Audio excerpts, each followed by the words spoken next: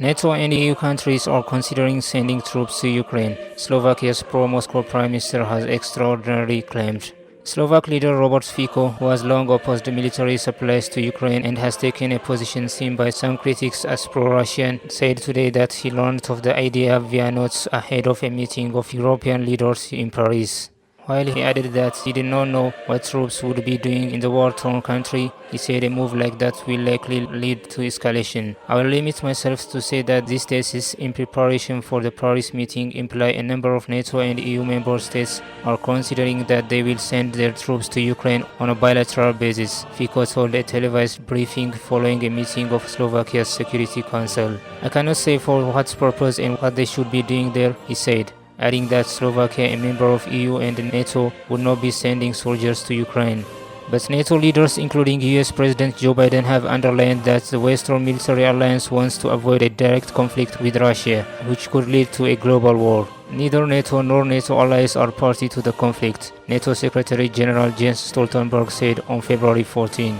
NATO had no immediate comment on Fico's remarks. Asked about the comments, Czech Prime Minister Petr Fiala said, "The Czech Republic certainly is not preparing to send any soldiers to Ukraine. Nobody has to worry about that." Fico said he saw a risk of a large escalation of the conflict in Ukraine and that more information could not be revealed to the public. Some 20 European leaders, including Fico, are gathering in Paris to send Putin a message of European resolve on Ukraine and counter the Kremlin's narrative that Russia is bound to win a war now entering its third year, France said.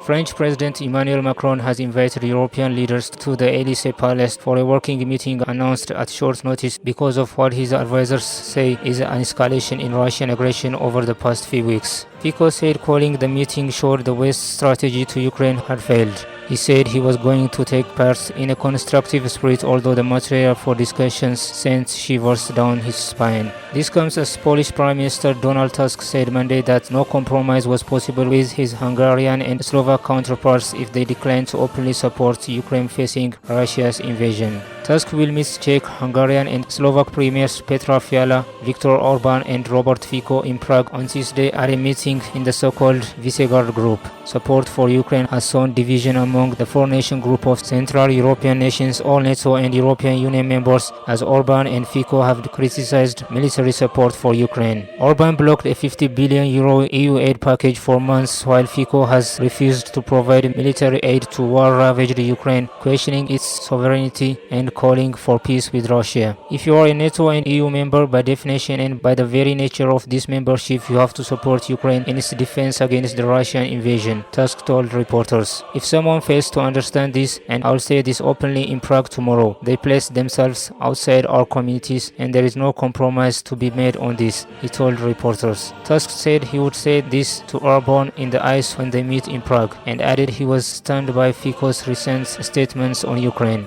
It won't be a pleasant or simple encounter, Tusk said after meeting Canadian counterpart Justin Trudeau in Warsaw. Tusk added that the meeting would be a test of the Visegrad Group.